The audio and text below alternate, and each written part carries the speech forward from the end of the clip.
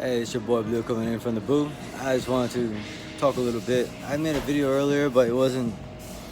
I was walking and trying to talk and think all at the same time, and I'm obviously cannot do multitasking very well. So here we're gonna go. The right to vote. To me, the right to vote is like the First Amendment. It's like freedom of speech. And the minute they censor freedom of speech, the minute they censor your right to vote, you lose all power. And of course, the Second Amendment is very important too, because that's what protects the First Amendment. As the saying goes, but it is true. Like, we are not supposed to fear the government. The government's supposed to fear us. And it goes to a weird point, how I wanted to talk about returning power to the states. The reason being is because states, just like companies, should be competing for the best workers or the best students or the best, the best. You're competing for the best. Why? Because you want a tax base that can actually pay for the infrastructure that you want. Yeah, that makes sense. Just like you hire good workers to produce the product so you can make money. And the federal government doesn't care about that kind of quality control. They just want control, like control period. And if you cannot tell, I'm a big FU on control. I don't want to control you, and I don't want to be controlled. As long as you're not bothering me.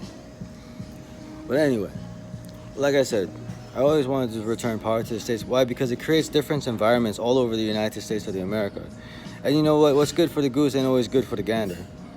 So if you go to a state, like I was in a state, and I decided it wasn't for me, what did I do? I moved to another state. And the state seemed alright. Give it a shot, see how it goes. But if states were given the power to control their own policy, then they could build an environment for the kind of people that they want. I mean, if California wants to be California, let California be California. If you want Texas to be Texas, Texas is wildly independent, fiercely independent. They don't like to be told what to do. Florida, they're fiercely independent because they like to party. I don't know why I have to always say that, but they just like to party. I mean, when coronavirus shut them down, they gave it, what was it, like maybe a month and a half? They were all at the beaches. They just didn't care anymore. It's like, dude, you're ruining my sunbathing time. New Hampshire, I heard, is already starting a petition to secede, and they're already starting to form almost like a self-subsistence side. I don't know if they could. They're not. Is New Hampshire landlocked? New Hampshire's not landlocked, so they still have access to the ocean. But I don't know how Maine's gonna feel about being cut off from the rest of the United States because of New Hampshire. We'll see how that all flows through. I don't believe nothing on the internet, but this is what I've heard so far. There seems to be this huge push. I mean, I've already made up my mind, so ain't no one gonna tell me what. There seems to be this huge push. I mean, they're penalizing people for not doing what old daddy government says. Hey man, the government ain't your daddy, dude. So I just hate that. I just honestly just hate that. But you know what? They're pushing really hard, like a parent losing control of their child, and it's whatever, man. It's whatever. That's like the death throes, and I believe it has a lot to do with the November elections coming up. That I think the sentiment against them, or at least for sure the sentiment against the president, is not very positive. When November election comes, there might be a huge upset. Now, because the November elections are coming, make sure voter rights are protected for all colors, all races, all citizens. Please, make your voice count. If you can. I wish I can say I'm gonna go out and vote. I probably won't. I know, do as I say, not as I do, yada yada yada. Don't even listen to me. I ain't telling nobody what to do because I ain't your daddy either. But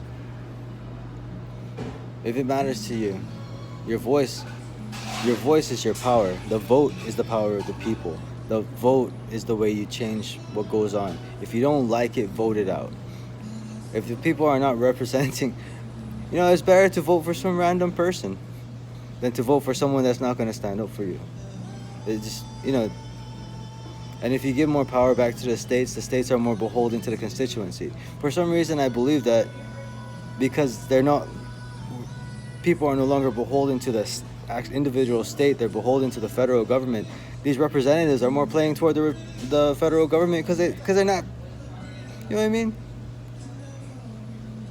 Because they're beholden to the federal government. If these representatives were actually like dead near, they had to be beholden to their state, like everything that happens in their state falls on them, whether it be good or bad,